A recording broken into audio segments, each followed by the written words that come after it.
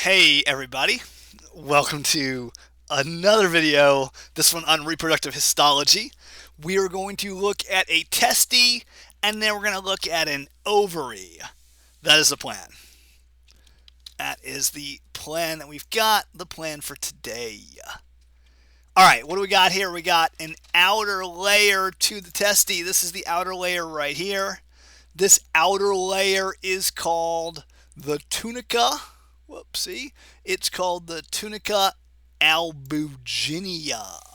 So the outer layer of the testy is the tunica albuginea. It is a lot like the tunica adventitia on arteries and veins, a lot like the adventitia on the esophagus. A connective tissue layer to hold it in place and support it and protect it, etc.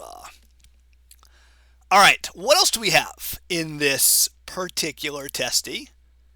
I didn't really, let's do that. There we go. No, I don't like that color. There we go. Let's keep that like that.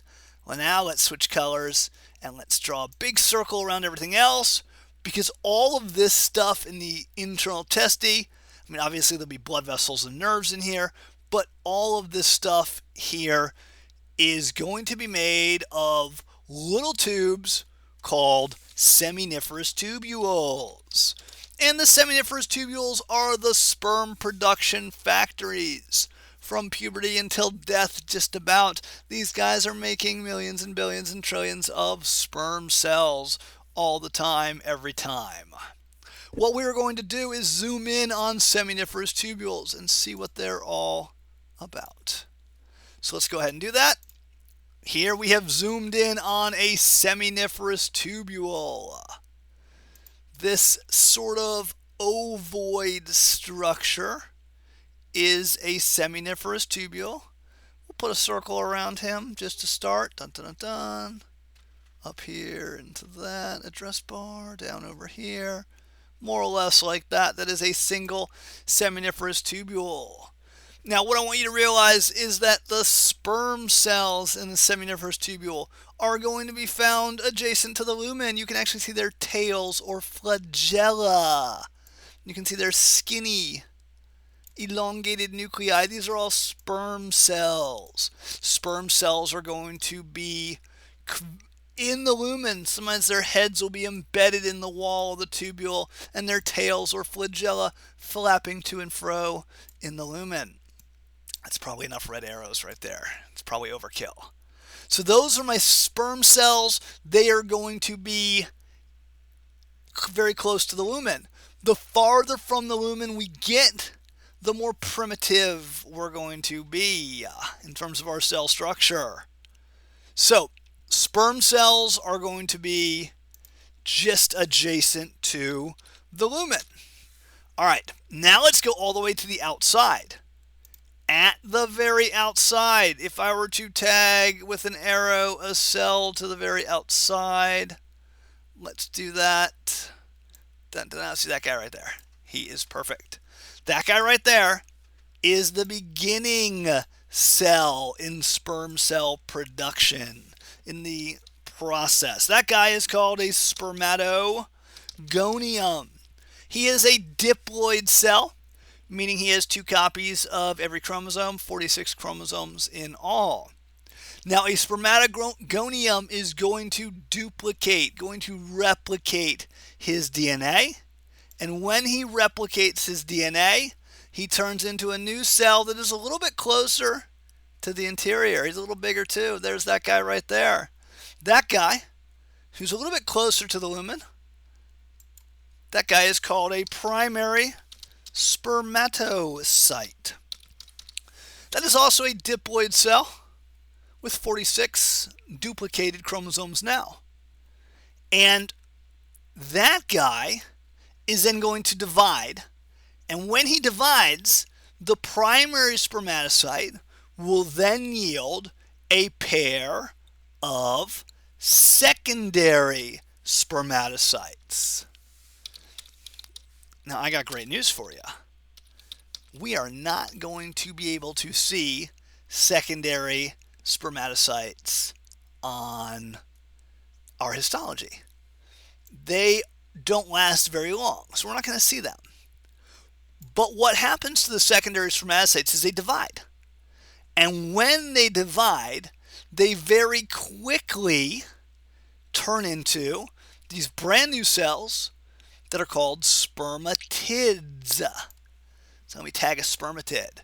Pretty much everybody else, until we get to the sperm cells, which we saw in the beginning, everybody else is basically going to be a spermatid. So if you think about first row, spermatogonium, second row, primary spermatocyte, everybody else is going to be a spermatid. These guys are haploid, meaning they've got the right number of chromosomes for a reproductive cell, for a gamete, which is 23, but they just don't have the shape. They're too rounded. And then the spermatids go ahead and turn into sperm cells. Now, this whole process that we're doing of making sperm cells is called spermatogenesis.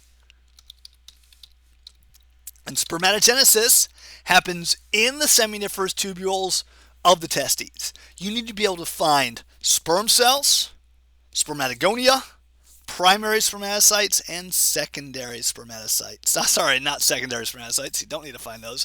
And spermatids. All right. Fantastic. Fantastic. Let's clear all this junk. I think I got another one. Here is another one right here. Just want to point out some of the same things that we're going to now see on this particular slide. So I can see some sperm cell nuclei right there. Ooh, I like these ones even better. Yeah. I got some sperm cell nuclei right there. I can also see some spermatids. These dudes are all spermatids. Boom, boom, boom, boom, boom, boom. All those guys. I can also see some primary spermatocytes right there. Da-da-da. Da-da-da-da-da. That guy got a little low right there. It's all right though. And then I can see some spermatogonia on the outside here. Fantastic. Fantastic, fantastic. Now, I do got to point. That's horrible English. I do have to point out something else, and I might go back a slide as well. Let's go back a slide. Boom, boom. Another thing we can see in between the seminiferous tubules are these little clusters of cells. So check this out right here. That little cluster of cells right there, that group of cells, they are known as interstitial cells, and their job is to make testosterone. So interstitial cells are going to make testosterone, the primary male sex hormone. All right, so we can see some interstitial cells right there. You can also see some right here. They're like little triangles, little pyramids between the seminiferous tubules. Okay, if I look here, my seminiferous tubules and my interstitial cells are here as well. And my interstitial cells are going to be right in here. A little uglier on this one. That's okay. We still like them. All right.